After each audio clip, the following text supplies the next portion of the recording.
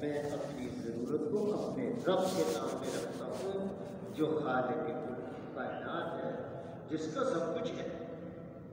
اگر اس کا میری اس آگ کے اندر جلنا پسند ہے تو کوئی بات نہیں، دین دنیا میں زندہ ہو جائے چاہے جان تک نہیں۔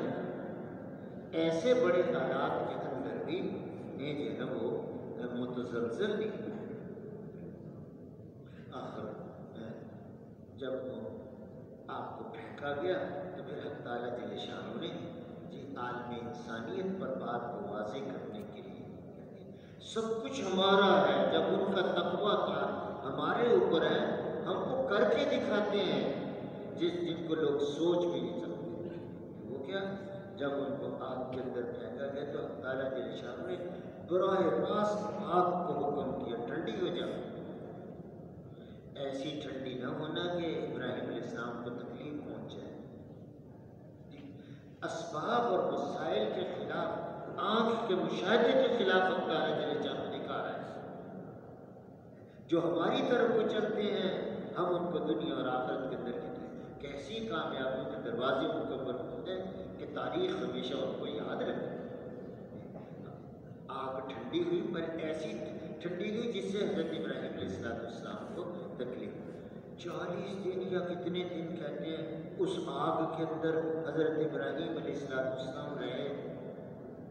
جی آگ جو ہے نا وہ بال کو بھی نہیں جلا سکتی، بال کو بھی نہیں جلا سکتی۔ اللہ کو حکم ہے، اللہ سے ہے، اللہ کے خیر سے۔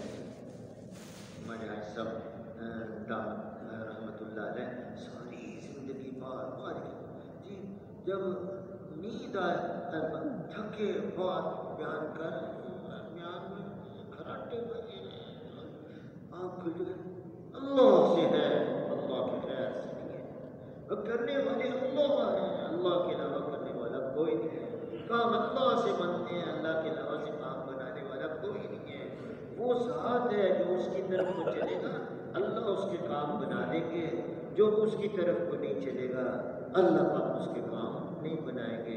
دنیا کے کام بھی بگاڑ کے دکھائیں گے، آخرت کے کام بھی بگاڑ کے دکھائیں گے۔ اب جب ان کو آگ میں پھینکی، اب وہاں زندگی کے کوئی اسباب نہیں۔ پیاس ہے، آدمی کو پیاس لگتی ہے، جی بھوک بھی لگتی ہے، تو اللہ تعالیٰ جل شانہ نے اس آگ کے اندر جس میں یہ چیزیں نہیں ہو سکتی، آگ کے اندر درخت اگ جائے اور اس کو انار لگ جائے، یہ آنکھ کا مشاہدہ نہیں۔ اللہ تعالیٰ جل شانہ کرنے والے ہم ہیں، جو چاہیں جس وقت میں جیسا چاہیں وہ کر کے دکھائیں۔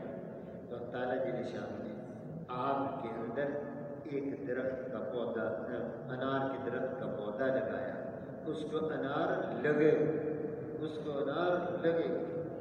حضرت صالح علیہ السلام کا قصہ بیان کیا تو قوم نے یہ کہا ہمیں معجزہ دکھائیے کہ کیا معجزہ دکھائیے کہ اس پہاڑ میں سے گابن اونٹنی پیدا ہو۔ تو اللہ پاک رب العزت نے دکھا دیا، پہاڑ کے اندر سے گابن اونٹنی پیدا ہوئی اور اس نے پیدا ہوتے ہی باہر نکلتی بچہ بھی جلدی ہے۔ یہ عقل کے اور مشاہدے کے خلاف ہے، اور حق تعالیٰ کے شاہد کرنے والے ہم ہیں، جو چاہیں سو کریں۔ جو اللہ کی اطاعت اور فرما برداری کرے گا اللہ پاک اس کے کام غیب سے بنا کے دکھائیں گے، ایسی جگہوں سے بنا کے دکھائیں گے جہاں پر کہ گمان بھی نہ پیدا ہو، جہاں پر کہ گمان بھی نہ پیدا ہو کام بن سکتے ہیں۔ پھر کیا ہوا؟ پیاس کے لیے اس آگ میں سے پانی کا چشمہ نکلا، پانی سے پیتے تھے، انار کھاتے تھے۔ 40 دن تک اللہ پاک نے ان کو وہاں رکھا اور ان کی ضرورت اللہ پاک نے پانی اور انار کے ذریعے سے اللہ پاک نے ان کے اندر کی عجیب ان کے جسم کی تمام ضرورتوں کو پورا کر کے نکالا، نہ سردی لگی نہ گرمی لگی۔ تو کیا ہے؟ اللہ سے ہے، اللہ کے غیر سے ہے۔ تو اللہ تعالیٰ جل شانہ نے قرآن شریف کے اندر ایسے واقعات بتائے جن واقعات کے ذریعے سے عقل رکھنے والے اللہ پاک کے الفاظ ہیں جن کی عقل ہے. حدیث شریف کے اندر بھی ہے کہ جو دنیا کو دیکھ کے چلتے ہیں کہ لمن لا عقل له، ان کے لیے عقل ہی نہیں، ان کے پاس عقل نہیں ہے. ان کے پاس عقل نہیں ہے. عقل کس کے پاس ہے؟ جو قرآن اور حدیث کہتے ہیں اس کے ذریعے سے دل کے اندر یہ بات ہے، یہ تو ہے آپ کا سچ. ہمیں مولانا محمد یوسف صاحب کے فکرہ کہتا ہوں، ان کی ایک تقریر. بھائی پیارے بھائی، جو آپ ہی میرے سامنے سو گئے تو باقی کو میں کیا بتاؤں؟ تو بھائیو میرے سامنے تو بیٹھنے والے نہ سوئے، میری تو دلی داغ نہیں لگی. ایک تو شامت کیا شبھائی شامت بھائی اگر آپ کو نیند آ جائے تو ادھر مہربانی کر کے چلے جائیں، ہمارے اوپر ایک غفلتاری ہو جائے گی، بات نہیں چلے گی. اللہ آپ کو برکت دے. ذرا تھوڑی سی آپ حضرات ہمت سے بیٹھیں گے تو باقی بھی مجمع انشاءاللہ ہمت سے بیٹھیں گے. تو مولانا محمد یوسف صاحب سب کو یاد رکھنا چاہیے. مولانا یوسف صاحب نے ارشاد فرمایا ہے کہ قرآن اور حدیث کے اندر جو کچھ ہے اس کو تو دیکھو ہونے کی نیت کے ساتھ، اور زمین و آسمان کے اندر جو کچھ ہے اس کو دیکھو نہ ہونے کی نیت کے ساتھ. بہت بڑا فکرہ ہے، جب ہم غور کریں گے تو سمجھ میں لگے گی کہ کیا کہتے ہیں. کیا کہتے ہیں کہ قرآن اور حدیث کے اندر جو کچھ ہے اس کو تو دیکھو ہونے کی نیت کے ساتھ، ہو کے رہے. آخر آنے والی ہے، دنیا فنا ہو جانے والی ہے، ستارے ٹوٹ جائیں گے جی، سمندروں کو آگ لگا دی جائے گی. عقل والا کہے گا لو پانی کو کون آگ لگا سکتا ہے؟ حق تعالیٰ جل شانہ قرآن شریف کے اندر کرنے والے ہم ہیں جو چاہے سو کہ جن چیزوں کو آگ لگتی ہے، پیٹرول ہے، ایسیٹون ہے جی، دوسری جو ہے نا اور بہت ساری چیزیں ہیں انفلیمیبل، ان کو آگ اللہ کے حکم سے لگ رہی ہے، ان کی اپنی وجہ سے نہیں لگ رہی. اللہ کرنے والے، اللہ کے علاوہ کرنے والا کوئی. تو اللہ اب دکھا رہے ہیں کہ جو ہم کہہ رہے ہیں یہ تو ہو کے رہے کہ جہنم میں آدمی جائیں گے، ان کا جسم اتنا بڑا کر دیا جائے گا، اتنی بڑی آگ کے اندر ان کو داخل کیا جائے گا، اور فرشتوں کی مار پیٹ ایسے ہوگی. تو بھائی ہمیں ہمارے اندر کا یقین کیا کہتا ہے، جو حضور اکرم صلی اللہ علیہ وسلم کی دعوت سے ہمیں ملا کہ اللہ کر سکتے ہیں، اللہ کے علاوہ کرنے والا کوئی. تو میرے بزرگوں، بھائی اور دوستوں، اللہ پاک نے قرآن شریف کو نازل فرمایا کہ آنے والی تمام انسانیت دین کے اوپر چلے، اور دین کے اوپر چلنے سے ان کو کامیابی ملے. جو دین کے راستے سے کامیابی ملے گی وہ مستقل ہو، اور وہ خیروں کے لانے کا ذریعہ بنے، وہ بہاروں کے لانے کا ذریعہ بنے، وہ برکتوں کے لانے کا ذریعہ بنے. اور جو ہے نا اللہ پاک کے ساتھ کے دین کے بغیر کی جو خیریں بہاریں نظر آ رہی ہیں وہ آج بھی دنیا میں پھنسنے کا ذریعہ بنے گی، بعد موت کے بعد کی زندگی کے اندر بھی پھنسنے کا ذریعہ بنے گی. مولانا محمد یوسف صاحب اللہ علیہ نے اپنی تقریر کے اندر ایک قصہ بیان کیا. وہ یہ تھا کہ ایک بادشاہ تھا، تو اس بادشاہ کے پاس بڑا مال تھا، بہت ہیرے جواہرات، سونے چاندی، بہت خزانہ اس کا بھرا پڑا تھا. اپنے تاج پہ بیٹھے بیٹھے خیال آیا کہ نہ میں اپنا خزانہ دیکھ کے ہوں. تو چابی اٹھائی، اٹھا کے تالا کھولا، تالا کھول کے اندر چلا. اندر جا کے وہ دیکھتا رہا، دیکھتا رہا، دیکھتا رہا، دیکھتا رہا، دیکھتا رہا. اب بڑی خوشی تھی. باہر سے اس کا وزیر گزرا، یہ کیا خزانہ کھلا، تالا کھلا، یہ کیا؟ کچھ اور نے دیکھا، اور نے دیکھا چابی اس کے پاس تھی. اس نے دو آدمیوں کے پاس چابی تھی، ایک بادشاہ کے پاس تھی، ایک وزیر کے پاس. اس نے تالا جلدی سے لگا، اور تالا لگانے کے بعد وہ چلا. وہ بادشاہ کو ڈھونڈ کے رہا، کدھر چلا؟ ایک دن، دو دن، تین دن، 4 7 8 دن گزر گئے. وہ بادشاہ کدھر کو چلا، یہی نہ ملا. آخر کا ہم اپنا بادشاہ بنا، تو اس کے بیٹے کو اپنا بادشاہ بنا۔ جب وہ بادشاہ بن گیا تقریب ساری منعقد ہو گئی، تو وزیر کہتا ہے بادشاہ سے آئیے میں آپ کو آپ کے خزانے دکھا دوں تاکہ وہ آپ کے سپرد ہو جائے۔ چلیے، دونوں نے جا کے جب اس کا تالا کھولا تو بادشاہ کی ناش جو ہے وہ دروازے کے اندر پڑی ہوئی تھی۔ کھولتے ہی انہوں نے دیکھا کہ ناش آگے پڑی، ایک کاغذ بھی وہاں پہ پڑا تھا جس کے اوپر لکھا تھا میں سمجھتا تھا کہ یہ خزانے میرے ہیں، مگر آج ان خزانوں کے اندر ہوتے ہوئے کوئی میری سننے والا نہیں ہے، موت کے منہ کے اندر جا رہا ہوں، کسی کام کے نہیں۔ تو وہ کاغذ بھی انہوں نے اٹھا کے دے دیا۔ تو مولانا مدرسہ خدا دکھا کہ بھائی مال اور اسباب تو کرنے کے اندر اتنے محتاج ہیں، اتنے محتاج ہیں،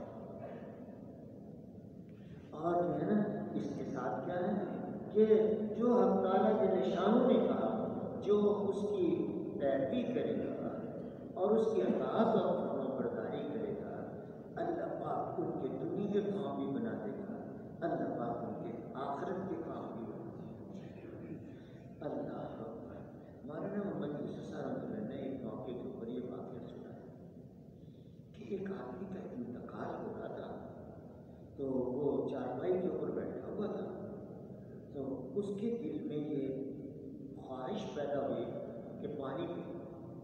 جب پانی پینے کے لیے ہاتھ نیچے کو سراہی نیچے پڑی تھی، اس کو ہاتھ لگانے لگا تو اللہ پاک نے فرشتے سے کہا کہ سراہی کو، سراہی ٹوٹ گئی، پانی نہیں پیا، پیاس کی حالت کے اندر اس کی موت ہو گئی۔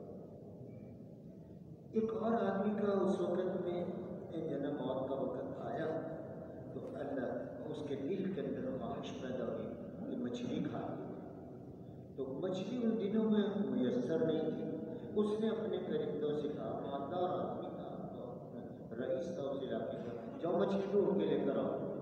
تو وہ مچھلی ڈھونڈنے کے لیے گئے تو کہیں ملی نہ، مگر اللہ نے ایک مچھلی کو حکم فرمایا، وہ دریا میں سے نہر میں گئی، نہر سے اس کھالے میں گئی، جو کھالے کا پانی ان کے قریب سے گزر رہا تھا، رئیس کے گھر کے قریب سے۔ اللہ نے اس جو ہے نا وہ مچھلی کا چھلانگے مار، تو اس اوپر کو چھلانگے ماری تو لوگوں کو پتہ لگ گیا، پکڑ کے لے کر آئے اور انہوں نے نا اس کو بتایا، کھایا۔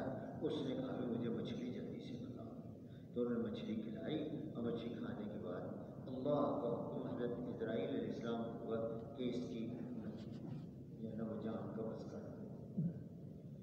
جب یہ واقعے دونوں ہو گئے تو فرشتوں میں کوہرام مچ گیا، یہ کیا، یہ کیا؟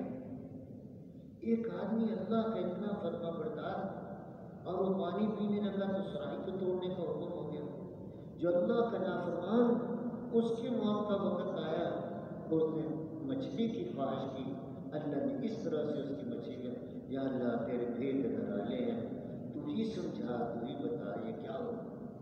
اب اللہ تعالیٰ جل شان میں ارشاد کہ اے میرے فرشتوں، وہ جو نیک آدمی تھا اس کی ایک نیکی ہمارے پاس، اس کی ایک برائی ہمارے پاس نامہ اعمال میں موجود تھی، ہم نے اس کے دل کے اندر پیاس کو پیدا کی، اس کے جسم میں، اور پانی کی خواہش پیدا کی، فرشتے کے ذریعے سے سراہی توڑا کر خواہش کے اس کے پورا ہونے کی صورت معلوم ختم کر دی۔ پیاس کی حالت کے اندر موت آ گئی، موت آنی ہی تھی اس وقت میں، متعین تھی۔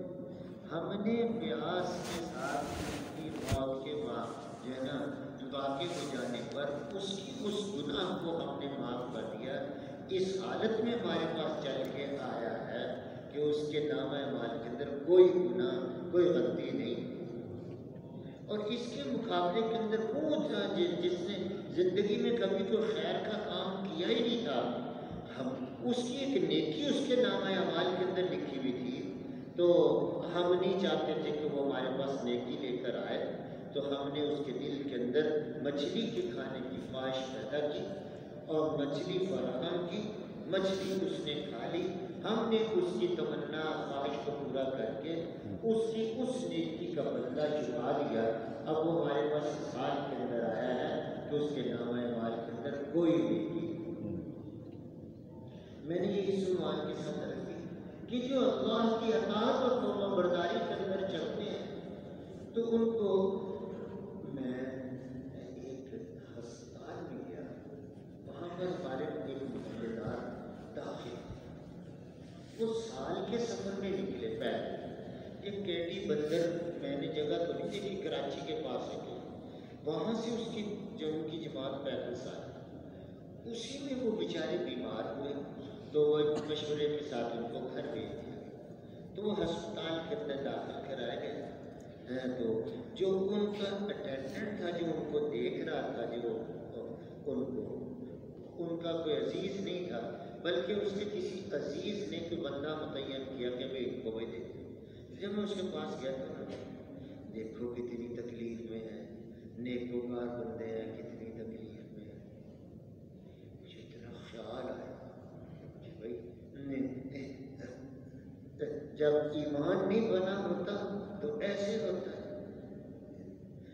جب ایمان بنا ہوا ہوتا ہے تو آدمی کہ اس مشقت کے اختیار کرنے کے اوپر اللہ پاک کی طرف سے یہ فضل ہو گیا گناہوں کو معاف. مفتی صاحب یہاں کہا کرتے تھے کہ بھئی یہ جو ناگہانی موت ہے اس ناگہانی موت کو صرف پناہ مانگی ہے رسول اللہ صلی اللہ علیہ وسلم, اس لیے کہ اس موت کے واقع ہونے سے پہلے آدمی بیمار بھی نہیں ہوتا, توبہ بھی نہیں کر پاتا تو کہ اس کی موت آ جاتی ہے. اس لیے بیمار ہو کر مرنے کا فائدہ یہ ہے کہ اللہ اس بیماری کے ذریعے سے گناہوں کو معاف فرما دے. میرے بزرگوں, بھائی اور دوستوں, میں عرض کر رہا ہوں کہ یہ بات کیسے ہمیں باور ہو جائے کہ اصل اور حقیقی ذات اللہ کی ہے, اللہ کے علاوہ باقی جو کچھ بھی ہے وہ دھوکہ ہے. اللہ کے علاوہ باقی جو کچھ بھی ہے وہ پھوس پلاس, جیسے پھوس پلاس سے کچھ نہیں ہوتا ایسے اللہ کے غیر سے کسی سے کچھ نہیں ہوتا. اللہ کے امر کے بغیر. اس کے ساتھ ایک اور چیز وہ بھی میں عرض کرتا ہوں. اب یہ کہ ہمارے دل کے اندر ہم اگر غور کریں تو ہمیں سب بھی بھائی آج شب جمعہ ہے, بڑے بڑے جو تبلیغ کے لوگ ہیں وہ کیوں نہیں آئے, تو کہنے والے کہتے ہیں موسم ٹھیک نہیں ہے, سردی بڑی ہو گئی.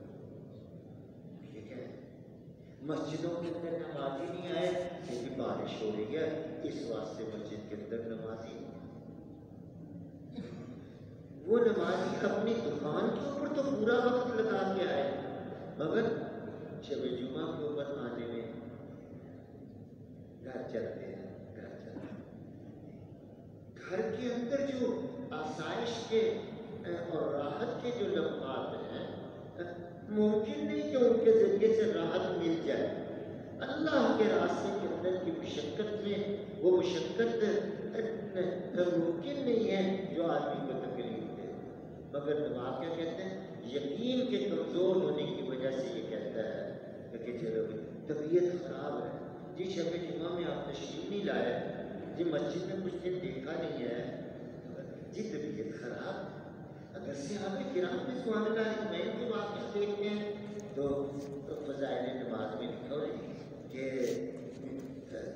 امت میں جماعت کے ساتھ نماز پڑھنے کا اتنا شوق تھا, یعنی اتنی رغبت تھی اور اتنی اس کی اہمیت دلوں کے اوپر کھلی ہوتی تھی کہ بیمار سے بیمار آدمی جو چل کے نہیں آ سکتا وہ دو آدمیوں کے کندھے پر اپنے بازو رکھ کر گھسٹتا ہوا مسجد میں چل گیا.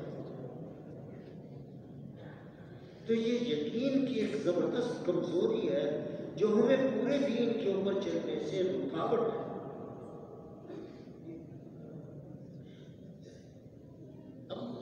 اللہ کے اوامر میں اللہ پاک کے لیے کہ ہاں یہ ناپسندیدہ چیز ہے کہ کوئی آدمی کسی کا کام کرنے کے لیے اس سے رشوت لے.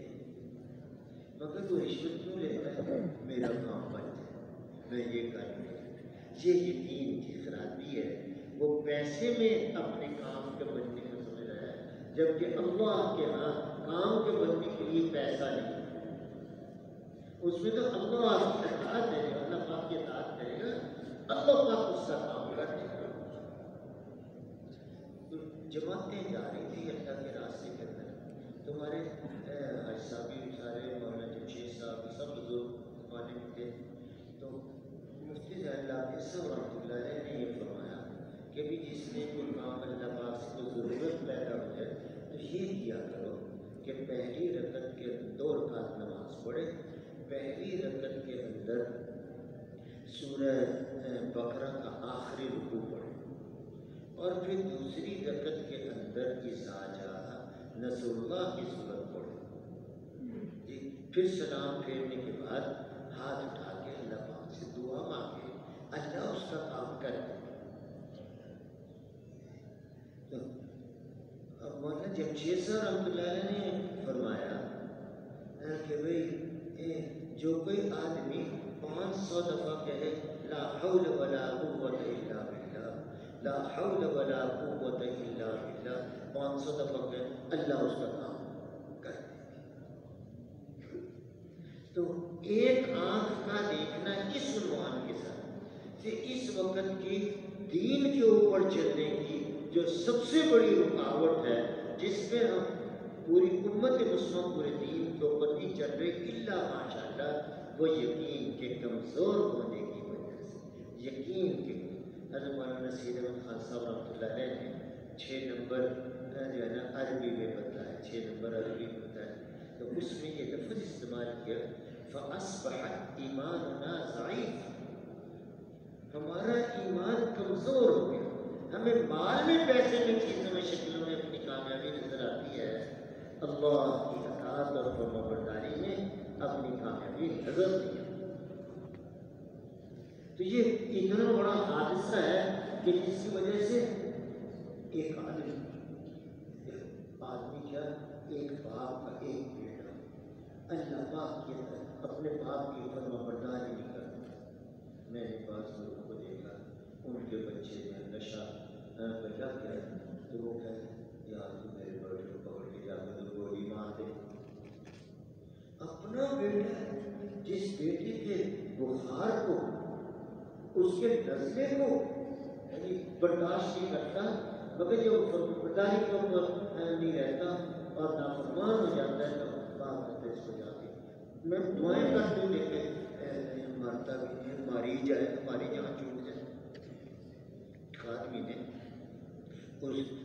اس کے بیٹے نے نا کسی سے رینٹ کار کرائے پہ لی اور لے کے چلے گئے، جا کے اس کو بیچ دیا اس نے، اور وہ لوگ آ گئے ماں کے پاس، وہ آپ نے کہا کہ میں نے تھوڑی مانگی یا میں نے اس کی ضمانت تھوڑی دی کہ اس کو کار دے دو، آپ نے کیا ضمانت؟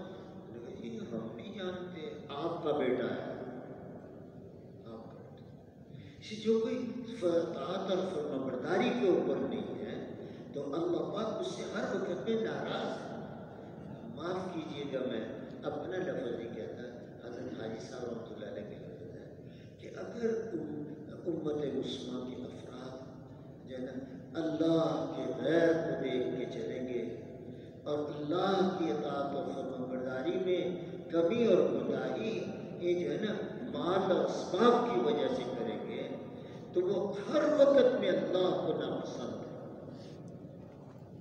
ہر وقت اللہ پاک ایسا میں قول فجیدی سے انہوں نے اشارہ فرمایا کہ ہر وقت اللہ کی ناراضگی میں جو اللہ کے غیر کو دیکھ کے چلے۔ ایک موقع کو فرمایا ساری دنیا کے تبوں کی کالک اور سیاہی کو ایک جگہ پہ اکٹھا کر لیا جائے اور جو ہے نا اس کے مقابلے کے اندر وہ آدمی جس کے دل کے اندر مال سے اور اسباب سے کام بننے کا یقین ہے، اس کے دل کی کالک ان ساری دنیا کے تبوں کی کالک سے زیادہ ہے اللہ کے نزدیک۔ تو اسی میرے بزرگوں بھائی اور دوستوں، دعوت و تبلیغ کے اس مبارک کام کے اندر اس بات کی محنت کرائی جا رہی ہے، اس بات کی مشق کرائی جا رہی ہے کہ ہمارے دلوں کے اندر سے اللہ کے غیر کا اثر نکلے. میں نے اثر کا لفظ اپنے بزرگوں کا، ہمارے دل کے اندر سے اللہ کے غیر کا اثر نکلے. کہ جب آدمی متاثر ہوتا ہے تب بھی اسی کے موافق کی بات کرتا ہے. اللہ کے غیر کا یقین بھی دل سے نکلے، اللہ کے غیر کا اثر بھی دل کے اندر. جب آدمی متاثر ہوتا ہے تو وہی کرتا ہے جو اس کی سمجھ میں آتا ہے. شریف اللہ پاک کے شان میں دعوت کے اس مبارک کام کے ذریعے سے ہمیں جو ہے نا یہ سب سے پہلی محنت یہ ہے جس پر ہم پورے دین کے اوپر چل کر اللہ کی پوری فرمانبرداری اور اطاعت کر سکتے ہیں، وہ دل کے اندر کے یقین کا درست ہے. یہ عادی بات ہے، اس کے ساتھ جزو لا ينفق جڑا ہوا چیز کیا ہے کہ اللہ کرتے ہیں پر حضرت محمد صلی اللہ علیہ وسلم کے مبارک طریقے پہ کرتے ہیں. تو کامیابیوں کے ملنے کا یقین دل کے اندر پیدا ہو، وہ تب ہوگا جب جو ہے اللہ پاک کے احکامات اور اللہ جل شانہ کی طرف سے ملے ہوئے اعمال کو حضور اکرم صلی اللہ علیہ وسلم کے مبارک طریقے کے اوپر پورا کرے. ایک آدمی کے پاس مال نہیں، پیسے نہیں، کچھ نہیں، وہ مگر وہ نماز جماعت کے ساتھ پڑھتا ہے اور توجہ تام کے ساتھ پڑھتا ہے، نماز کو حضور اکرم صلی اللہ علیہ وسلم طریقے میں پڑھتا ہے، اس کے کام بننے کی گارنٹی آسمانوں سے ہے. جس کے پاس پیسہ ہے، مال ہے، اس کا دل کا اندر کا یقین مال اور پیسے سے کام بنانے کے ساتھ دل اس کا بھرا پڑا ہے، تو نہ معلوم اللہ کی جناب کے اندر وہ نماز سے قبول ہے کہ نہیں. ایاک نعبد و ایاک نستعین، تیری عبادت کرتے ہیں اللہ، تجھی سے استعانت حاصل کرتے ہیں، تجھی سے مدد حاصل کرتے ہیں. تو استعانت اور امداد جو ہے نا صحیح یقین کے اوپر اور اعمال کو صحیح طریقے کے ساتھ کرنے سے. جو اللہ پاک جل شانہ حضور اکرم صلی اللہ علیہ وسلم کے طریقے پر اعمال کو کرنے میں جو خیر اور بھلائیاں رکھی ہیں وہ اس کے علاوہ میں نہیں ہے. اسے ہم حضور اکرم صلی اللہ علیہ وسلم کے مبارک طریقہ زندگی کے اوپر چلیں گے. آپ نے کیسے کھایا، آپ نے کیسے پیا، آپ نے کیسا پہنا، اس کو دیکھ کے چلیں. اسی کے حضور اکرم صلی اللہ علیہ وسلم کے مبارک طریقے کے اوپر چلنے والا آدمی ہر وقت میں اللہ کی جناب کے اندر محبوب و پسندیدہ ہے. اس لیے کہ حضرت رسول اکرم صلی اللہ علیہ وسلم ہر وقت اللہ کی نگاہ کے اندر پسندیدہ، مرغوب اور محبوب ہے. تو زندگی کے گزارنے کے طریق اور طور کے اندر حضور اکرم صلی اللہ علیہ وسلم کے مبارک طریقہ زندگی کو اختیار کرنا اور اعمال کو حضور صلی اللہ علیہ وسلم کے طریقے پہ کرنا. حاجی صاحب رحمۃ اللہ علیہ اس عنوان کو بہت زیادہ کہتے ہیں اور فرماتے رہے کہ دیکھو کسی پیسے سے، کسی مال سے، کسی حکومت سے، کسی سلطنت سے یہ کام نہیں ہو سکتا جو حضور اکرم صلی اللہ علیہ وسلم کے اعمال کو حضور صلی اللہ علیہ وسلم کے طریقے پہ کرنے سے اللہ پاک کام بنائے گا. اور وہ یقینی ہے، یہ بھی یقینی، یہ ہو کے رہے، یہ ہو کے کسی وقت کے اندر بھی حضور اکرم صلی اللہ علیہ وسلم کے طریقے سے متجاوز ہو کے چلا تو اللہ کی نگاہ کے اندر پسندیدہ نہیں. دیکھو ہم ساری زندگی میں، زندگی کے ہر شعبے میں حضور اکرم صلی اللہ علیہ وسلم کے مبارک طریقے کو اختیار کرنے کی صحیح اور کوشش کرنا. میں مولانا سید خان صاحب رحمۃ اللہ علیہ کی مجلس میں بیٹھا ہوا تھا اور حضرت بیان فرما رہے تھے کہ انہوں نے یہ لفظ استعمال کیا کہ جیسا کیسا بھی کوئی لباس آج دنیا میں پہن لے تو وہ اللہ کی نگاہ میں وقوع نہیں ہے جبکہ لباس رسول اللہ صلی اللہ علیہ وسلم کی طرز پر ہمیں حضور اکرم صلی اللہ علیہ وسلم کے مبارک طریقے سے اور ہم اعمال اختیار کریں گے کہ کام اللہ اعمال کے ذریعے سے بنائیں گے، اعمال کے بغیر نہیں بنائیں گے. اللہ اکبر.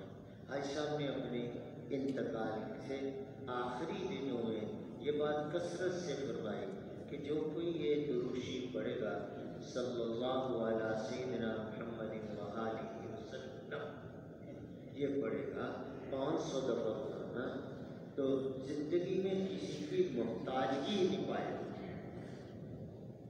محتاجگی سے بچ جائے، محتاجگی سے بچ جائے۔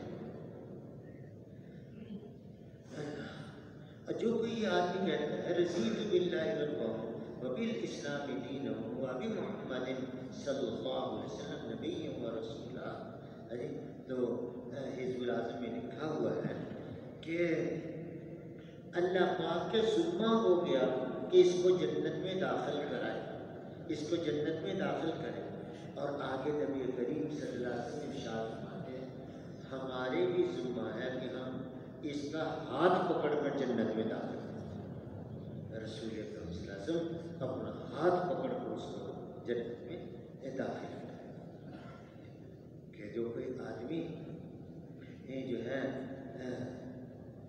کیا کہیں کہ صبح فجر کی نماز کے بعد 3 دفعہ یہ کہتا ہے سبحان اللہ العظیم وبحمدہ، سبحان اللہ العظیم وبحمدہ، سبحان اللہ العظیم وبحمدہ، اللہ پاک اس کو 3 بیماریوں سے بچاتے ہیں، کوڑ سے، کوڑ، فالج سے اور نابینا پن ہونے سے۔ جو کہ اس کے ساتھ لا حول ولا قوت الا باللہ یہ بھی پڑھے تو اللہ پاک رب العزت اسے اس پڑھنے کے اوپر اس سے زیادہ کا فیصلہ 4 بیماریوں سے اللہ تعالیٰ بچا دے، کوڑ ہے، فالج ہے، نابینا پن ہے، چوتھی کیا پاگل پن سے اللہ تعالیٰ بچا دے۔ تو میرے پیارے بھائیوں، دنیا میں کوئی اور ایسی چیز ہے نہیں جو ضمانت دے گارنٹی کرے کہ آپ یہ دوائی استعمال کریں گے تو یہ نہیں ہوگا کہ دوائی استعمال کرتے ہیں اسی کے اصل اللہ کا عمل ہے، کام بنانے والے اللہ اور حضرت محمد صلی اللہ علیہ وسلم کی جنت پر اس پہ زندگی گزارنے پر اللہ کام بنا رہے۔ ہمارے یہاں جو نا حاجی محمد بشیر صاحب ہمارے بزرگ تھے جی، حضرت حاجی صاحب سے پہلے پاکستان کے امیر بھی تھے، ہمارے حضرت مولانا احسان الحق صاحب دعوت برکات کے والد ماجد تھے، تو انہوں نے اپنے بیان کے اندر یہ قصہ بیان کیا کہ ایک صحابی تھے مسلم بن حارث، تو رسول اللہ صلی اللہ علیہ وسلم نے ان سے ارشاد فرمایا جاؤ اپنے قبیلے والوں کو جا کے دعوت دو۔ تو اس وقت میں شام پڑ گئی تھی، مغرب کا وقت تقریباً ہو گیا تھا، تو یہ بات سن کے وہ چل پڑے اور ان کے گھر اور مسجد نبی علیہ السلام کے درمیان کے اندر جنگل پڑتا ہے، اس میں سے کیسے گزر کے جائیں رات کے وقت میں جنگل، مگر نبی کریم صلی اللہ علیہ وسلم کا ارشاد پورا کرنے کی غرض سے اسی وقت میں اٹھ کے چل گئے۔ جب اس کے جنگل میں سے گزر رہے تھے، ہاتھ کے انگوٹھوں میں سے اتنی روشنی نکلی سارا جنگل جگمگ جگمگ کر رہا تھا۔ جب اس میں سے گزر کر اپنے قبیلے والوں کے پاس پہنچے، ان کو دعوت دی، دعوت دینے کے بعد اللہ نے کیا سارے مسلمان ہو، تو وہ رات کو ہی واپس آ گئے۔ صبح کو حضور اکرم صلی اللہ علیہ وسلم سے ملاقات ہوئی تو بتایا کہ رسول اللہ ایسے ہوا، تو آپ نے ارشاد فرمایا کہ 2 باتیں، 2 چیزیں تجھے دیتا ہوں، کاغذ اٹھا کے لا، کاغذ لے کر آئے۔ پہلی بات تو یہ فرمائی کہ یہ جو میں نے کہا تھا سبحان اللہ عظیم وبحمدہ، یہ تم 3 دفعہ فجر کے بعد اور مغرب کے بعد پڑھ لیا کرو، اللہ پاک تمہیں جو ہے فالج سے، کوڑ سے اور نابینا پن سے اللہ تمہاری حفاظت کرے گا۔ یہ اور کاغذ کے اوپر کچھ لکھا، مہر لگائی اور اس کو بند کر کے کہا میرے بعد والے خلیفہ کے پاس لے جا۔ جب حضرت ابوبکر رضی اللہ عنہ خلیفہ بنائے گئے تو ان کے پاس یہ کاغذ لے کر گئے، تو انہوں نے کھولا، مہر نبوت دیکھی، رسول اللہ صلی اللہ علیہ وسلم کی طرف سے تحریر دیکھی، تو انہوں نے اس کو بوسہ دیا، اپنی آنکھوں کو لگایا اور اس کے نیچے کچھ لکھا اور کہا میرے بعد والے خلیفہ کے پاس لے جا، اور جو ہے نا کہا کہ میرے کیشیئر کے پاس، خزانچی کے پاس چلے جائیں۔ تو خزانچی کو لکھا کہ ان کو اتنا وظیفہ دے دیا ہے، تو ہر مہینے اتنا وظیفہ حضرت ابوبکر رضی اللہ عنہ عمر کے اندر ملتا رہا خلاف۔ جب آپ کا وصال ہو گیا تو حضرت عمر رضی اللہ عنہ کے پاس وہ کاغذ لے کے گئے، جب ان کے پاس تو وہ بھی بڑا خوش ہوئے، انہوں نے مہر نبوت کو بوسہ دیا، اپنی آنکھوں کو لگایا، رسول اللہ صلی اللہ علیہ وسلم کی تحریر، کہ میرے بعد والے خلیفہ کے پاس لے جانا، کچھ اس کے اوپر لکھ دیا، اور خزانچی سے کہا ان سے جا کے پاس چلے جائیں۔ انہوں نے ان کا وظیفہ باندھ دیا۔ پھر اس کے بعد حضرت عثمان نے، جب حضرت عثمان رضی اللہ تعالیٰ عنہ کی جو ہے نا شہادت ہوئی تو اس کے اندر وہ کاغذ کھڑے پیچھے، تو ان کی آل اور اولاد میں جب حضرت عمر بن عبدالعزیز رحمۃ اللہ علیہ امیر بنائے گئے تو ان کے سامنے یہ قصہ آیا اور ان کی اولاد کو بلایا، ان میں سے وہ کاغذ ڈھونڈا گیا تو وہ کاغذ مل گیا، تو انہوں نے بھی مہر نبوت کو بوسہ دیا اور کاغذ کو اپنی آنکھوں سے لکھا اور وظیفہ ان کے نام۔ تو حضرت حاجی بشیر صاحب رحمۃ اللہ علیہ نے ارشاد فرمایا کہ تاریخ میں یہ بات پکی ہے کہ ان کی قوم کو، ان کی اولاد کو 95 سال تک وظیفہ حکومت کی طرف سے ملتا رہا۔ اللہ نے پرورش کے، اللہ نے بخشش کے اسباب دعوت کے ذریعے سے بنا دی، دعوت کے لیے گئے، بات مان لی، اللہ نے کام کر کے دکھا دیا، کام ایسے بنتے ہیں۔ میرے عزیز اور میرے پیارے بھائیوں، ہم سب کو بھی ہر موقع کے اوپر دیکھنا ہوگا رسول اللہ صلی اللہ علیہ وسلم کا طریقہ کیا، کہ آپ کے طریقے کے خلاف کر دینے سے اللہ پاک ناراض اور ناخوش ہو جائے۔ فضائل نماز میں لکھا کہ رسول اللہ صلی اللہ علیہ وسلم نے ارشاد ہے کہ اللہ کو ناراض نہ کرنا، نماز نہ چھوڑنا کہ اللہ ناراض ہو جائے، نماز نہ چھوڑنا اللہ ناراض ہو جائے، نماز نہ چھوڑنا اللہ ناراض ہو جائے۔ تو جو کوئی رسول اللہ صلی اللہ علیہ وسلم کے طریقے کو چھوڑے گا اللہ اس سے ناراض ہو جائے گا۔ لہٰذا بھائیو، اللہ کی اعنت اور اللہ کی اطاعت کے اندر آنے کے لیے ایک چیز ضروری یہ بھی ہے کہ ہم حضور اکرم صلی اللہ علیہ وسلم کی مبارک طریقہ زندگی کو زندگی کے ساتھ چھوڑیں۔ ابھی آپ دیکھ لیں، کسی کی شادی ہے تو بہت کم لوگوں کو میں نے دیکھا ہے جو کسی عالم کے پاس چل کے گئے ہوں اور کہیں کہ جی شادی میں رسول اللہ صلی اللہ علیہ وسلم کا مبارک طریقہ ہمیں بتا دیں۔ کوئی اس لیے کہ ہر وقت میں مسلمان میں جانتا ہوں، نہ جاننے کی وجہ سے اس کا کتنا بڑا نقصان ہے یہ اس کے سامنے، کہ جب موت کے بعد اللہ کے سامنے حاضر ہوگا تو اپنا ہاتھ کاٹنا شروع کر دے گا کہ ہے پاس نہ تجارت میں، نہ ملازمت میں، نہ کسی بات کہ ایک آدمی ملازمت کے اندر رسول اللہ صلی اللہ علیہ وسلم کے طریقے کو پورا نہیں کرتا۔ میں نے واقعات پڑھے، آپ نے بھی فضائل کی کتابوں میں درج پڑھا کہ نا ایک تحریر لکھ رہے تھے، لکھتے لکھتے حکومت کی تو سیاہی زیادہ گر گئی، اس کو خشک کرنے کے لیے ساتھ دیوار تھی، اس سے مٹی اتار کر اس کے اوپر ڈال دی۔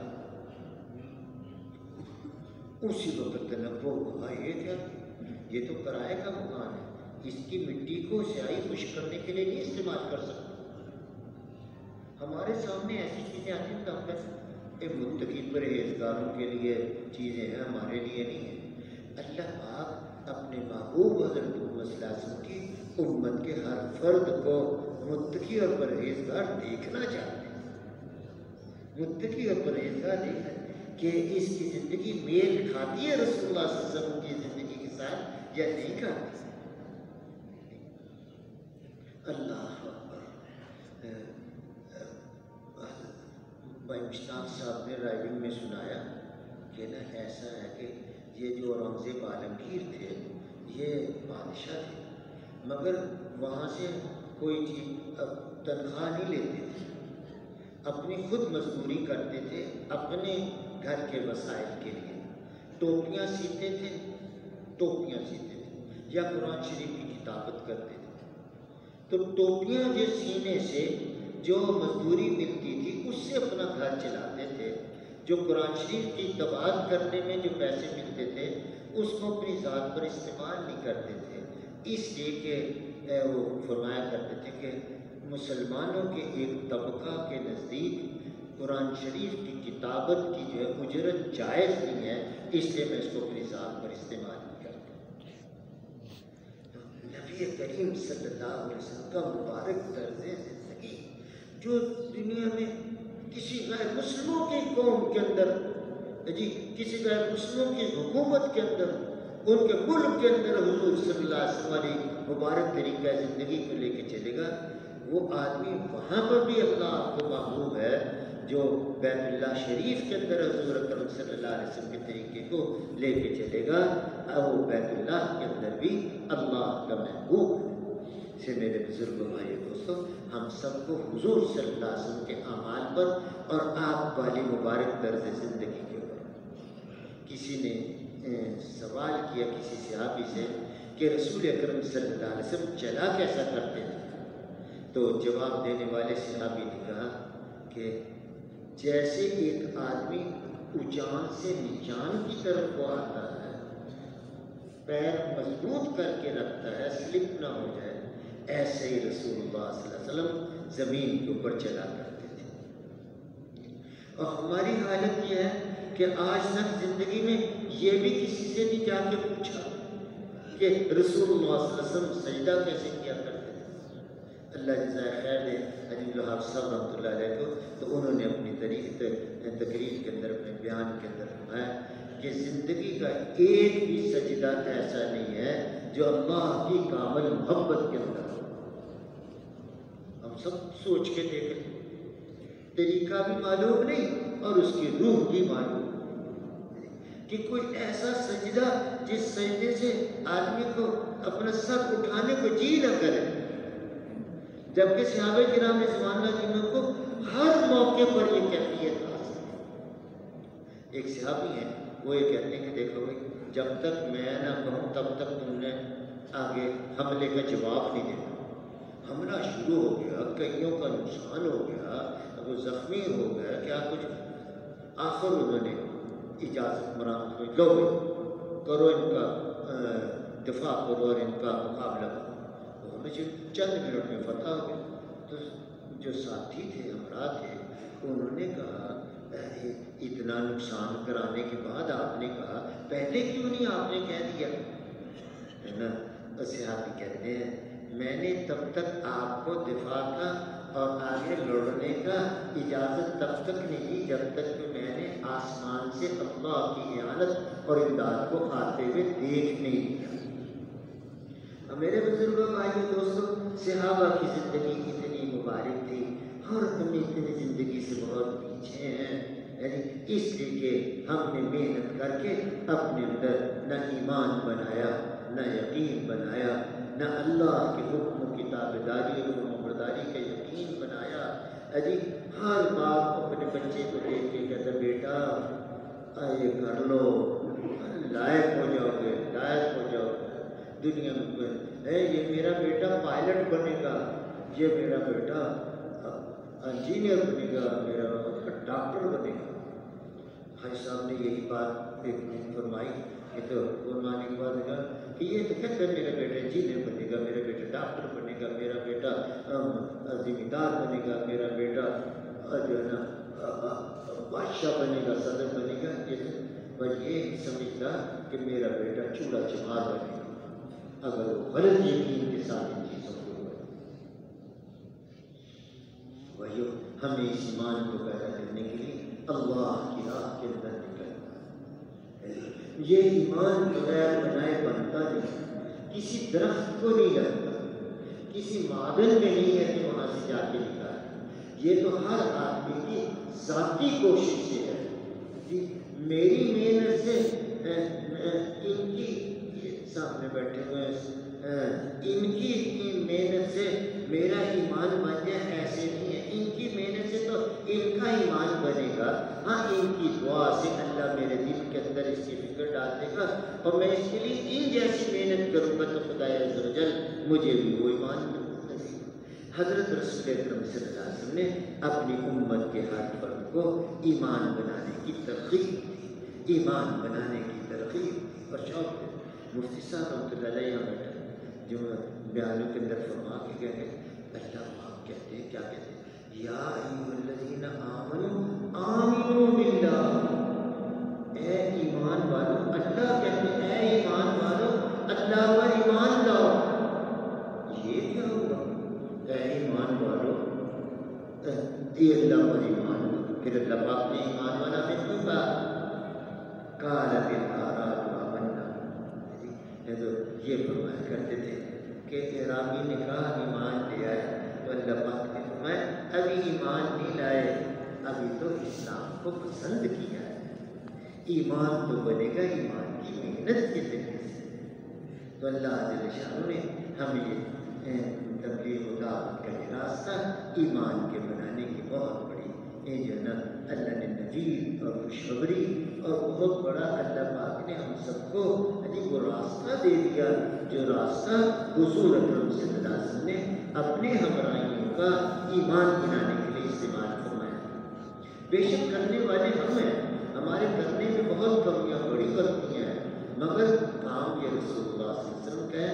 اسی راستے سے ایمان بنا ہے، اسی راستے سے ایمان پکا ہے، اسی راستے سے ایمان بچا ہے، اسی راستے سے ایمان کے امت انسانیت کے اندر پنپنے کا ذریعہ یہی محنت بنی ہے. اسے ہم سب کو اس محنت کے اوپر آنا ہے. اس محنت کے اندر نماز بھی ہے، اس محنت کے اندر نماز بھی ہے کہ نماز سے اللہ پاک کام بناتے ہیں. نماز پڑھنی ہے اللہ نے حکم فرمایا، نماز پڑھنی ہے اللہ نے حکم فرمایا. اللہ کا امر ہے، اللہ کا امر پورا کرنا اللہ میرے سارے کام کرا. اللہ کا امر پورا کرنا اللہ میرا کام کرے. اللہ نے اپنے احکامات میں سے سب سے بڑا اور سب سے پہلا حکم ایمان کے بعد وہ نماز کا دیا. اس سے بزرگوں بھائی دوستوں ہم سب اللہ کے راستے میں اس نیت کے ساتھ نکلیں کہ یا اللہ ہمیں نماز سکھا دے، اللہ ہمیں نماز سکھا دے، اللہ ہمیں نماز بنا دے. جب آدمی محنت کرتا ہے تو محنت سے وہ نماز بنتی جس نماز پر اللہ سارے کام بنا دے. بھائی مشتاق صاحب رحمۃ اللہ علیہ رائے نے سنایا کہ اورنگزیب عالمگیر رحمۃ اللہ علیہ جن کا میں نے پہلے تذکرہ کیا، یہ کسی سفر پہ گئے ہوئے تھے کشمیر کے علاقے میں. تو اللہ کو موقع دیکھ کے نفر پڑھنے لگے اور کسی طرف کو سترا بنایا، اس کے پیچھے نماز کی نیت باندھ لی.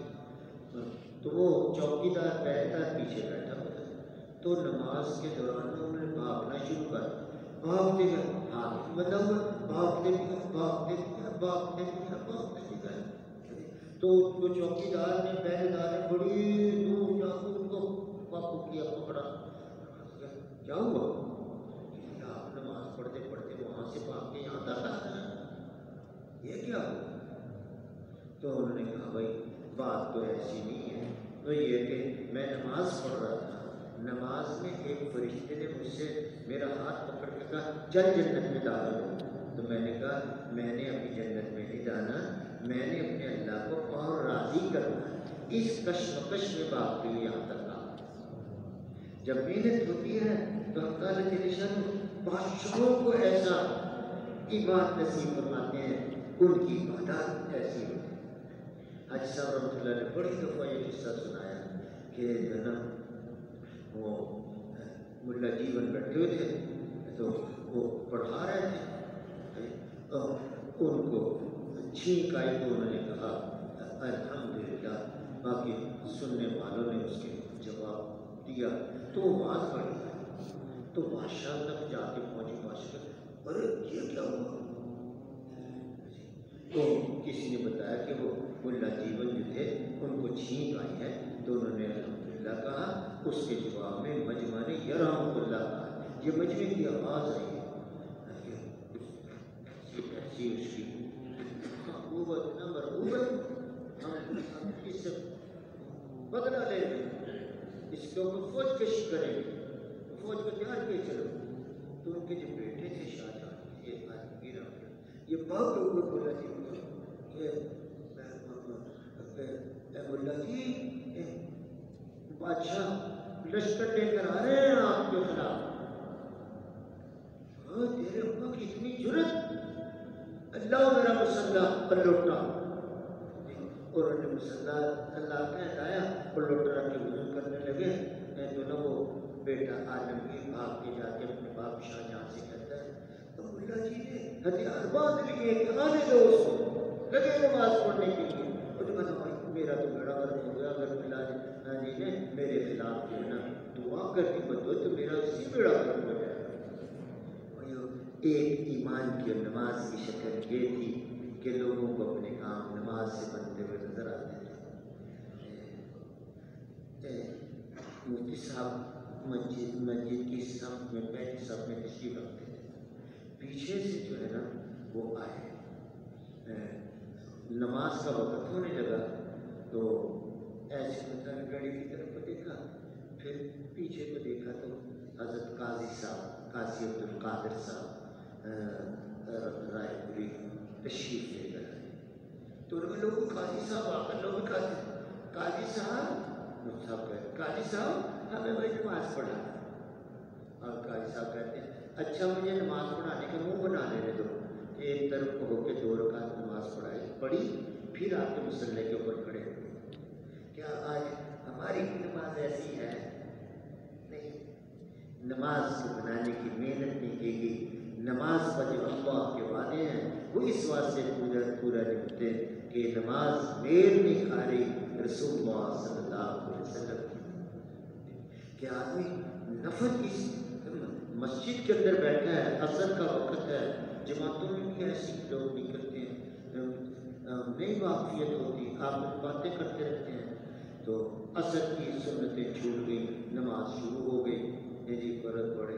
آج بڑا خوش ہے، رسول اللہ صلی اللہ علیہ وسلم ارشاد فرماتے ہیں جس کا مفہوم کچھ اس طرح سے اللہ اس پہ رحمت کرے جو عصر سے پہلے کی 4 سنتوں کو پڑھے۔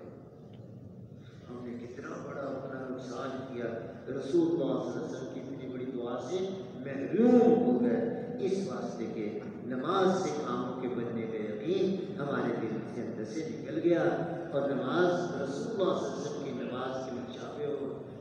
اپنے دل سے آدمی پوچھ کے دیکھ لیں کہ نماز رسول اللہ صلی اللہ علیہ وسلم کی نماز سے مشابہ ہے یا نہیں۔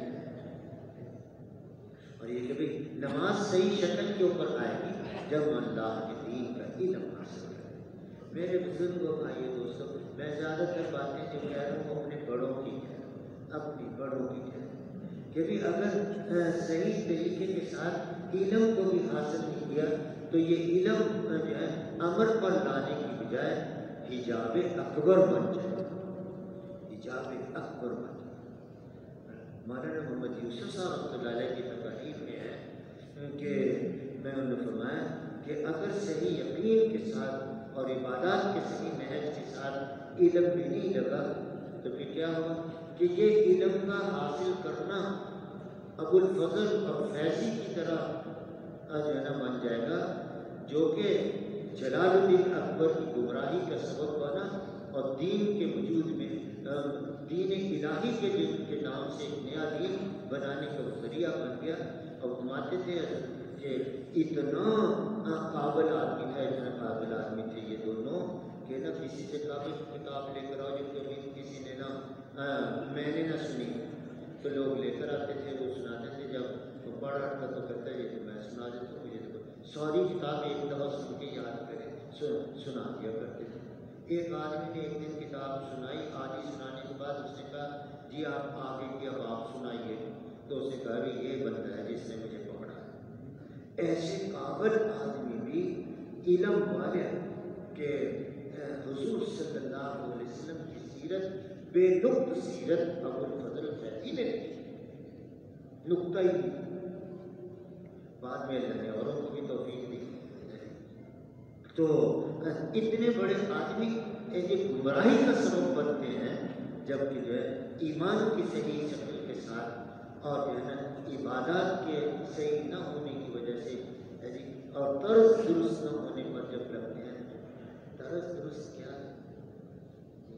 حضرت شیخ الہند رحمۃ اللہ علیہ استاد اپنے بچوں کو پڑھا رہے تھے، اور مفتی صاحب نے سنایا رحمۃ اللہ علیہ کہ جب نماز پڑھا وہ باہر بیٹھے پڑھا رہے تھے، بارش سارے بچے کتابیں اٹھا کے اندر چلے گئے، دبائیاں اٹھا کے لے کے چلے گئے۔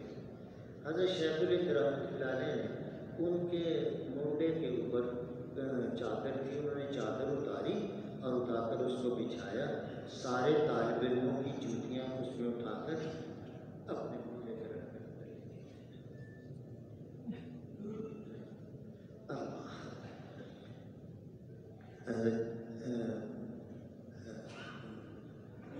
مولانا حسین احمد مدنی رحمۃ اللہ علیہ اپنے مدینہ منورہ میں تھے، تو ان کے ایک شاگرد نے کہا کہ حضرت میں آپ کا اکرام کرنا چاہتا ہوں۔ کیا میرا اکرام کرے گا؟ کہ جی میں آپ کو یہاں سے مٹی کے روڑے نہیں ملتے استنجے کے لیے، میں آپ کو مٹی کے روڑے لا کے دیتا ہوں۔ تو حضرت مدنی رحمۃ اللہ علیہ خدمتی ارشاد فرماتے ہیں، اب بھائی مدینہ منورہ کی مٹی کے روڑے ہم استنجے کے لیے استعمال نہیں کرتے، اپنے استنجے کے لیے روڑے ہم ہندوستان سے لے کر آتے ہیں۔ اس طرز کے اوپر جب عمل آگے چلتا ہے تو پھر خیر و بھلائی کا اس زندگی کے وجود کا ذریعہ بنتا ہے جو زندگی رسول اللہ صلی اللہ علیہ وسلم۔ یہ علم کا پڑھنا اور پڑھانا ایمانی زندگی کے وجود میں آنے کا ذریعہ بنتا ہے، احکامات کی تابع داری کا ذریعہ بنتا ہے۔ تو آج تبلیغ میں یہ بات کہہ رہے ہیں کہ بھی ایسے علم کے حاصل کرنے کے لیے اللہ کی راہ کے اندر اپنے گاڑے پسینے کی کمائی کو لے کر اللہ کے راستے کے اندر نکلیں۔ جب نکلیں گے تو پھر اللہ تعالیٰ جل شانہ ہمارے اندر کو اپنے راستے کی نقل و حرکت کی برکت سے اللہ فضل فرما کے ایمان کی ایسی عزتیں قائم کی، عبادات کا وجود قائم۔ میں نے حاج صاحب سے سنا پہلا کہ میں دیکھ کے بڑا خوش ہوتا کہ آدمی کو دیکھ کے بڑا خوش ہوں، بہت خوش ہوں۔ کیا کہ میں کہتے جاتا تو نے مجھے ایمان والے آدمی دکھائے کہ ایک آدمی کو دیکھتا ہوں وہ نا کسی محکمے کے اندر مالی ہے، مالی تو میں اس کو دیکھتا ہوں تو مجھے میرا دل اندر سے کہتا ہے کہ یہ کہہ رہا ہے کہ سونے کا ڈلا اور مٹی کا ڈلا ہماری آنکھوں میں ایک برابر ہے۔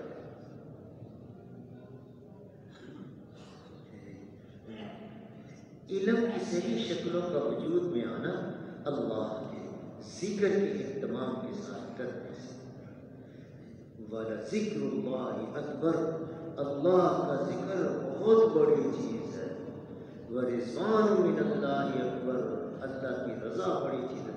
اللہ اکبر، اللہ بڑی چیز ہے۔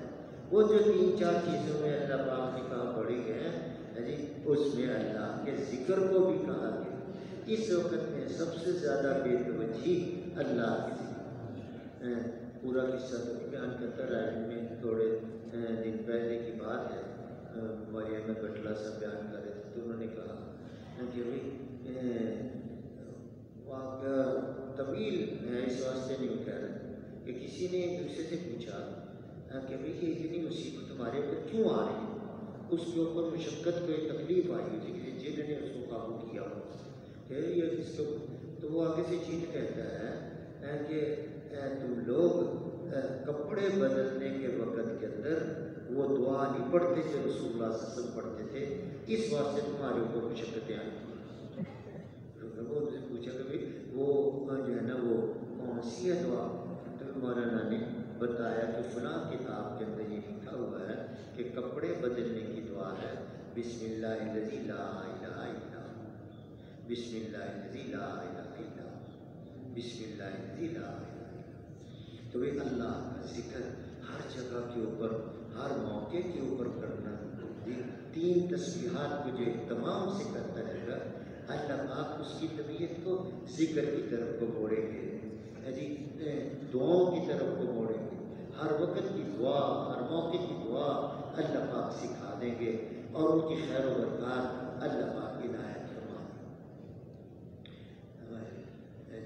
آج صاحب نے ایک دفعہ مجمع بھی کہا کہ کسی سے کوئی کام کرانا ہو تو وہ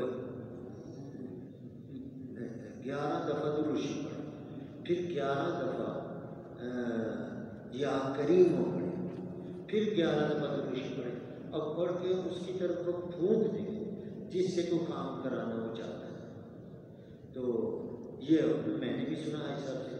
تو میاں محمد انور صاحب ہمارے رحمۃ اللہ علیہ یہ تشریف لے کے گئے کسی ایمبیسی میں ویزے کے، جب اس میں داخل ان کو یاد آیا کہ حاجی صاحب نے یہ کرنا ہے، تو انہوں نے پڑھ کے نا وہ ویزا نے والے ویزا آفیسر نے جب وہ پھونک دیا، تو وہ وہاں نمبر چلتے تھے، جب اندر داخل ہوئے تو 23ویں آدمی کا انٹرویو ہو رہا تھا، اس نے وہ جو ویزا آفیسر تھا اس نے وہ 23ویں آدمی کو فارغ کرنے کے بعد میاں صاحب کو اشارہ کر کے کرتے ہیں یو کم فرسٹ، آپ پہلے آئے۔ ان کا نمبر تھا 69، 23ویں نمبر سے چھوڑ کر 29ویں نمبر والے آدمی کو بلایا۔ یہ میاں صاحب نے میاں خود سنا، اللہ کام بناتے ہیں، ان کے کام بناتے ہیں جن کو رسول اللہ صلی اللہ علیہ وسلم کی دعائیں ہر وقت میں پڑھتے ہیں، اللہ کی طرف کو متوجہ رہتے ہیں، جو رسول پاک صلی اللہ علیہ وسلم بتا کے گئے اس کو کر رہے ہیں۔ تو بھائی ہمیں اپنے آپ کو ذکر کا پابند کرنا چاہیے۔ اللہ ہمیں معاف کرے، ہماری بات اللہ کئی دفعہ کہہ چکے، میں نے کہا کہ کسی آدمی کا وہ کام نہیں بنتا تھا، تو میں کہا نماز پڑھا کرو، یہ تصویر پڑھا کرو، تو انہوں نے کہا جی کہ وہ وظیفہ بتاؤ یہ میرا کام ہے۔ جب وہ تو اسلام آباد گیا کیا کتنے کئی دفعہ گیا، کہ تم کراچی گیا کیا، کئی دفعہ کراچی گیا، کہ اتنا وقت تم نے کراچی گیا، اتنے وقت تم نے جو ہے نا اسلام آباد گیا، وہاں جا کے بھائی اتنی وقت اللہ کا ذکر تو کر کے دے، اللہ کام بناتے ہیں۔ حاجی صاحب رحمۃ اللہ علیہ نے بڑی خوبصورت ارشاد کی بات میں اللہ کو بڑی بہترین جذبات جزائے خیر نصیب فرمائے۔ حاجی صاحب نے ارشاد فرمایا کہ بھائی میں اور یہ بیٹھے مصروف آپ سے باتیں نوجوان ہمارے غریب سے سلمان بہت اچھے آدمی، بڑے بڑے آدمی ہیں، بڑے نیکوکار ہیں، اللہ کے راستے میں جاتے ہیں، بڑی قربانیاں کرتے ہیں، ان کے کان میں بھنک پڑ جاتی کہ یہ میری تعریف ہے، تو ان کا دل ان دونوں سے بہت خوش ہوگا میری تعریف کے کلمات میں، کہ جب کوئی آدمی اللہ کی تعریف کے کلمات کو کہتا ہے تو اللہ پاک کا دل بھی ان کی طرف سے بہت خوش ہو جاتا ہے، بندے میری تعریف کر رہے ہیں۔ اسے اللہ کا ذکر بہت اہتمام کے ساتھ ہے، دعا بڑی کثرت کے ساتھ مانگنی چاہیے جی، اور یہ بات سوچ کے دعا مانگنی چاہیے کہ اللہ پاک غافل دل کی پکار کو نہیں سنتا، دعا بڑی مانگ رہا ہے مگر دل کسی اور طرف کو پہنا۔ ایک دفعہ حاجی صاحب نے کہا اللہ پاک ان کو بہترین بدلہ جزائے خیر دے، دل کی باتیں کرتے اس لیے میری دل سے ان کے بارے کے اندر بڑا دل ٹھنڈا ہے۔ انہوں نے کہا کہ ساری رات عبادت کرنے والا صبح کو جب ہاتھ اٹھا کے دعا مانگتا ہے تو اپنے دل کے اندر یہ سوچتا ہے جب تک اللہ تعالیٰ مجھے اتنا پیسہ نہ دے تو میرا کام کیسے بنے گا، جو اللہ کے نافرمان ہے۔ اللہ کے راستے کے اندر اس لیے نکلنا ہے ہمارا ذکر بھی سے ڈھب کے اوپر آئے، وہ ذکر ادا کرنے کی توفیق دے جو اللہ کو پسندیدہ، اور بھائی ہمارے اخلاق اچھے ہوں، یہ بھی بڑی محنت طلب چیز ہے۔ ہمارے اخلاق بڑے پراگندہ ہو گئے، بڑے پامال ہو گئے جی، ہم میں وہ جو ہے نا رسول اللہ صلی اللہ علیہ وسلم والی جو زندگی میں آپ کے انسانوں کے ساتھ جو تعلق تھا، جیسے آپ دوسروں کے ساتھ معاملہ کرتے تھے، وہ معاملہ ہماری ذات سے نکل گیا۔ مفتی صاحب نے سنایا کہ مولانا یوسف صاحب رحمۃ اللہ علیہ نے کہا کرتے تھے کہ نا میں ایک دن مسجد میں بیٹھا تھا، ایک چھوٹی بچی بالٹی لے کر آئی اور اس نے نلکے سے پانی نکالا، بالٹی بھری تو اٹھائے تو اٹھے نہ اسے، اٹھائے تو اسے اٹھے نہ، میرے جی میں آیا، میں اٹھ کے گیا اور میں نے جا کر وہ بالٹی اس کے گھر کے آگے جا کے رکھ دی. تو مدتوں تک اس عمل کی میرے دل کے اندر خوشی آتی رہی کہ میں نے ان کی بچی کے کام بنانے کے لیے اپنی ذات کو استعمال کیا. میں نے کسی جگہ پڑھا لکھا ہوا کہ ایسے لوگ بیٹھے ہوئے، ایسے بیٹھے رسول اللہ صلی اللہ علیہ وسلم کی حیات طیبہ میں یہ بات نہیں ملتی کہ یہاں سے کوئی صاحب آئے اور آ کر قاری شرافت صاحب کے راستے ہو کر ادھر کو چلے گئے. ایسے اتنے اخلاق بلند تھے، اتنے اخلاق بلند تھے، کسی کی ذات کو کوئی نقصان نہ پہنچے.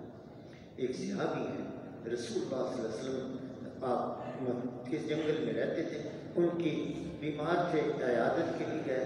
جب گئے تو اس وقت میں بے ہوشی تھی. تو آپ نے ارشاد کیا کہ اگر اس کا انتقال ہو جائے مجھے خبر کرنا تھا کہ میں اس کا جنازہ پڑھاؤں. آپ تشریف لے گئے تو ان کو ہوش آئی. تو انہوں نے پوچھا کوئی آیا تھا؟ تو انہوں نے کہا ہاں حضرت نبی کریم صلی اللہ علیہ وسلم تشریف لائے تھے. تو کیا کہتے ہیں کہ یہ کہا ہے. تو انہوں نے کہا بھائی میری وصیت یہ ہے اگر رات کو میرا انتقال ہو جائے تو رسول اللہ صلی اللہ علیہ وسلم کو نہ بتلائیے، اگر دن میں ہو جائے تو کوئی مذائقہ نہیں، آپ سے کہیے وہ میرا آگے جنازہ پڑھا دے. کیوں کہ ایسے کہ رات میں آپ تشریف لائیں، کوئی آپ کو گزرن پہنچا دے، کوئی تکلیف پہنچا دے، مبادا آپ کو کوئی نقصان پہنچا جائے، میں یہ برداشت نہیں کرتا. یہ تو برداشت کر لوں گا کہ آپ میرا جنازہ نہ پڑھائیں، یہ نہیں برداشت کر سکتا کہ آپ کو میری طرف سے تکلیف پہنچے. اللہ کا کرنا رات ہی کو ان کا انتقال ہو گیا. جب صبح کے وقت میں جو ہے نا مسجد میں تشریف لے کر آئے تو جو ہے نا آپ نے پوچھا اب بھائی سنائیے آپ کے بیمار کا کیا حال ہے. انہوں نے کہا یا رسول اللہ رات انتقال فرما گئے، جنازہ پڑھ کے ہم نے دفن کر دیا. میں نے یہ کہا تھا مجھے بتانا، میں جنازہ پڑھاؤں گا. کہ انہوں نے جی یہ وصیت کی تھی، ہم نے ان کی وصیت کے مطابق ان کے ساتھ معاملہ فرما دیا کہ انہوں نے یہ کہا تھا مرنے سے پہلے. تو آپ صلی اللہ علیہ وسلم نے ارشاد فرمایا اللہ پاک اس سے اس حال میں ملی ہو کہ یہ تجھے دیکھ کے ہنس رہا ہو اور آپ اسے دیکھ کے ہنس رہے کہ اخلاق اتنے بلند تھے حضرت نبی کریم صلی اللہ علیہ وسلم. اور جو دوسروں کا احساس کر کے چلتے ہیں اللہ ان کا احساس میں کیا چیز ہے؟ اپنی بھوک پر کسی کی بھوک کو ترجیح دینا، اپنی پیاس پر کسی کی پیاس کو ترجیح دینا، اس کو اثار اور ہمدردی کہتے ہیں. تو یہ سلوک کی اعلیٰ ترین شکلوں میں سے صحابہ کرام کی زندگی پر ہے. میں نے تاریخ میں ویسے تو میں کیا ہوتا ہوں تاریخ کو پڑھنے والا یا جاننے والا، جو میں نے آج تک اپنی عمر میں لوگوں سے سنتا رہا، حضرات سے سنتا رہا بات، مجھے اس سے بڑی بات صحابہ کی نظر نہیں آئی کہ صحابی کہہ رہے ہیں کہ یہ مہاجری ہیں اور یہ جو انصاری ہیں. انصاری اپنے مہاجر بھائی سے کہتے ہیں یہ میری 2 بیویاں ہیں، ایک کو میں طلاق دیتا ہوں وہ تیرے نکاح میں چلی جائے، ایک میرے پاس رہے. یہ میری دکان ہے، میں اس کے 2 حصے کرتا ہوں، آدھی تیری آدھی میری. یہ زمین ہے، یہ آدھی زمین تیری آدھی زمین میری. کبھی آپ حضرات نے یہاں اس دنیا میں دیکھا، میں نے بھی نہیں ابھی تک آج تک نہیں دیکھا کہ ان حضرات کے اخلاق ایسے. ان اخلاق کے اوپر ہم بھی آئیں گے تو ہماری اخلاق کے ساتھ لوگوں کے ساتھ دنیاوی امور کے اندر ان کے ساتھ چلنا پھرنا، ان کے ساتھ سلوک لوگوں کے ایمانی زندگی کی طرف متوجہ ہونے کا سبب و ذریعہ بنے گے. حضرت رسول اکرم صلی اللہ علیہ وسلم کی وہ محنت، وہ مبارک محنت جس سے لوگوں کو ایمانی زندگی کی طرف رجوع حاصل ہوا، ان میں ایک دوسرے لوگوں کے ساتھ اخلاق کے ساتھ معاملہ کرنا تھا، اخلاق کے ساتھ معاملہ تھا. حضرت نبی کریم صلی اللہ علیہ وسلم تو ہمیں جانوروں کے ساتھ بھی اچھا سلوک کرنے کے لیے کہ بلی باندھ کے رکھی تھی، کچھ کھانے کو نہ دیا، مر گئی، تو اس کا قتل اس کے ذمہ ہوگا.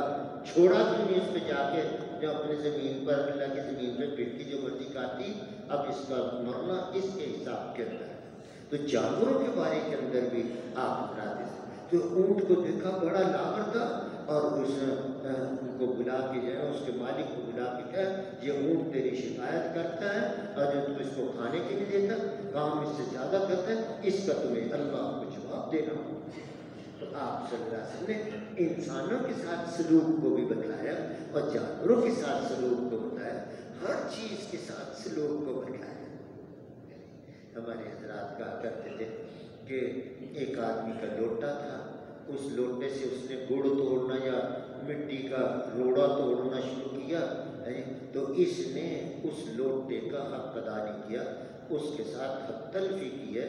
لوٹا روڑ توڑنے کے لیے، گڑ توڑنے کے لیے نہیں۔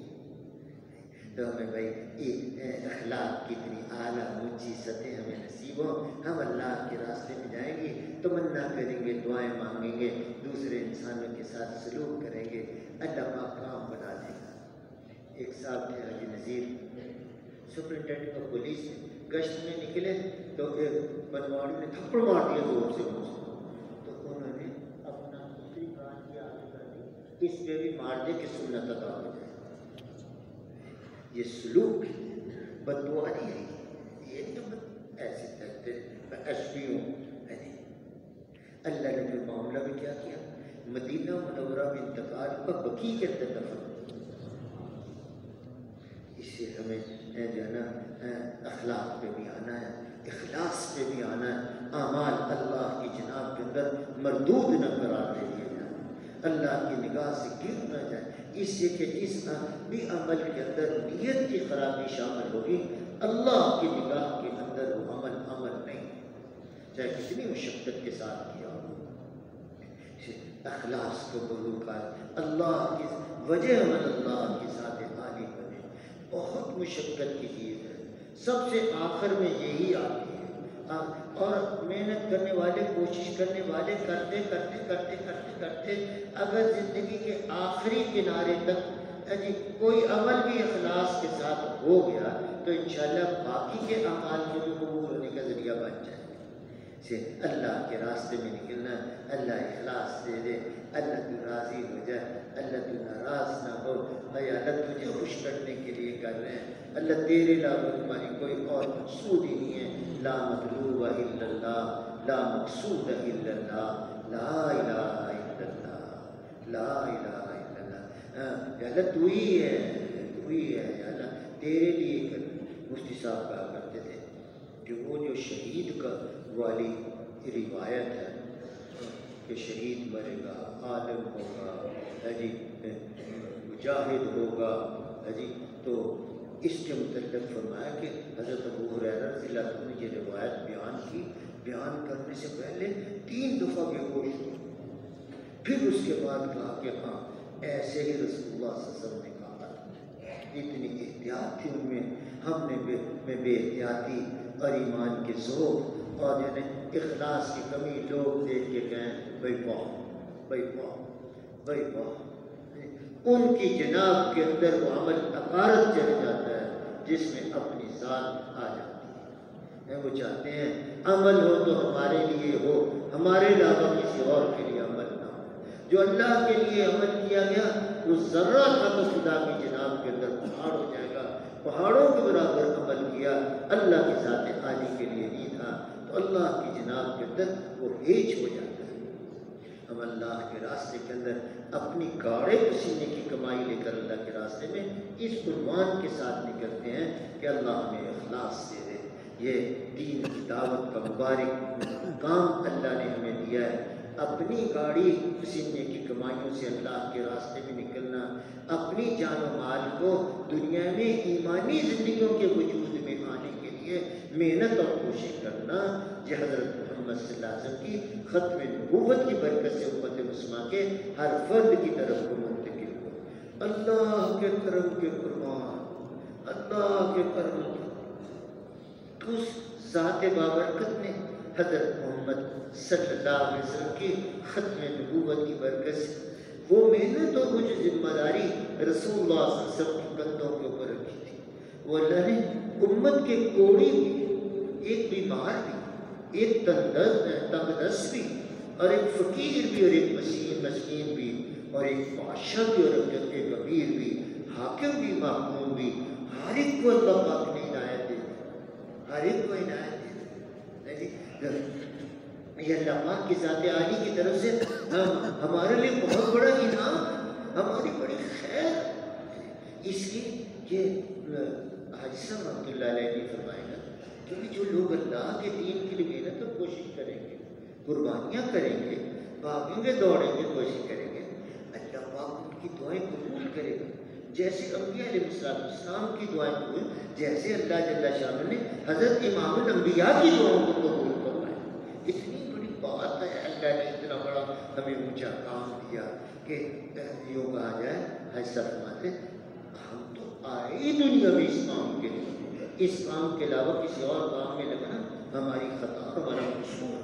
ساری دنیا کے اندر لوگ ایمانی زندگی کے بغیر زندگی بسر کر کے جہنم کی آگ میں جائیں، اور مسلمان اپنے کاروبار اور اپنی تجارت، اپنی ملازمت کے اندر بیٹھ کے مزے کی زندگی گزارے، انڈا پروٹھا چلے ہو، برگر چڑھ رہے ہیں، کیا کچھ چڑھ رہے ہیں، اللہ کو یہ پسند نہیں ہے۔ اللہ پاک کو کہتے ہیں کہ ان ساری مرغوبات کو چھوڑ کر اللہ کے راستے کے نکل کر اللہ کے راستے کی مشقتوں کو، دقتوں کو جینا، اس عنوان کے ساتھ جاتا تو اپنا رحم انسانیت کی طرف کو متوجہ فرما، اقوام عالم کی ہدایت کا فیصلہ کرتے۔ میرے عزیزوں، میرے پیارے بھائی، یہ کام اللہ پاک نے میرے ثواب کے لیے ہمیں نصیب ہوا ہے۔ اس محنت پر اللہ نے اقوام عالم کی ہدایت کو رکھا ہے۔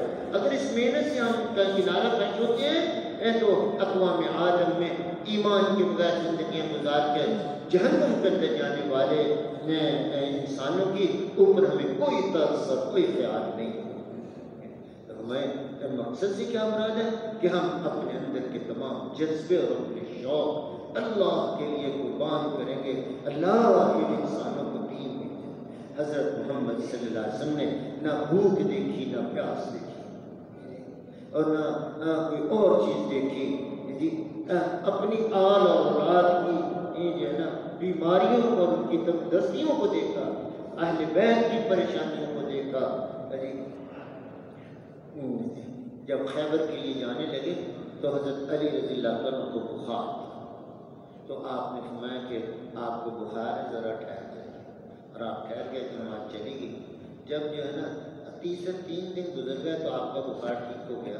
تو حضرت علی رضی اللہ عنہ رات کو حضرت فاطمہ رضی اللہ عنہ سے کہتے ہیں کہ فاطمہ میرا بخار ٹھیک ہو گیا، اب میں، تو آپ نے فرمایا، حضرت فاطمہ رضی اللہ عنہ نے فرمایا جی آپ تو صبح ہوتے ہی اللہ کی راہ میں روانہ ہو جائے۔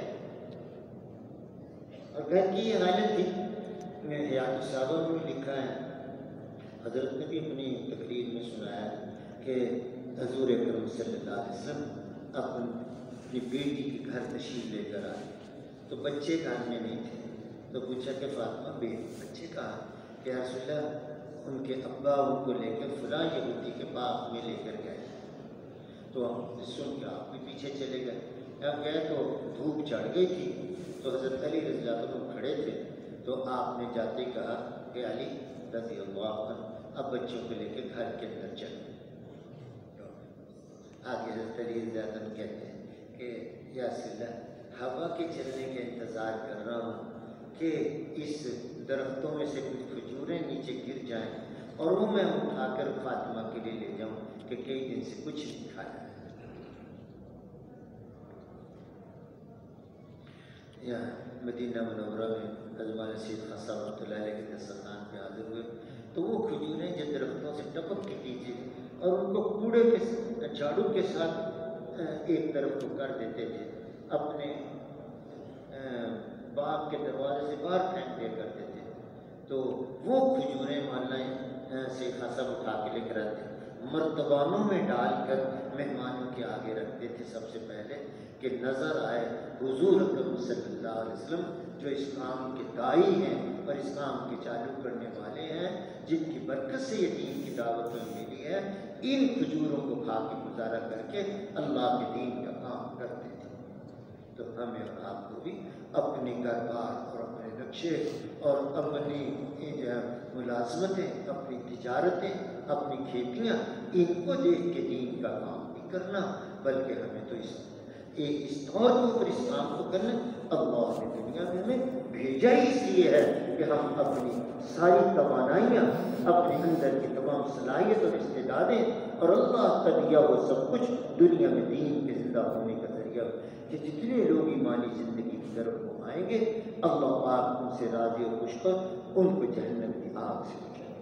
ہمیں حضور اکرم صلی اللہ علیہ وسلم کی ختم نبوت کی وجہ سے ذریعے سے ایک چیز اور ہمیں وہ ملی کیا کہ ہم کسی قوم اور کسی ملک کی ہدایت نہیں چاہتے، ہم تو سارے عالم کے انسانوں کی ہدایت کو چاہتے ہیں، تمام دنیا بھر کے انسان کی ہدایت میں۔ اس سے بھی اگلی چیز جو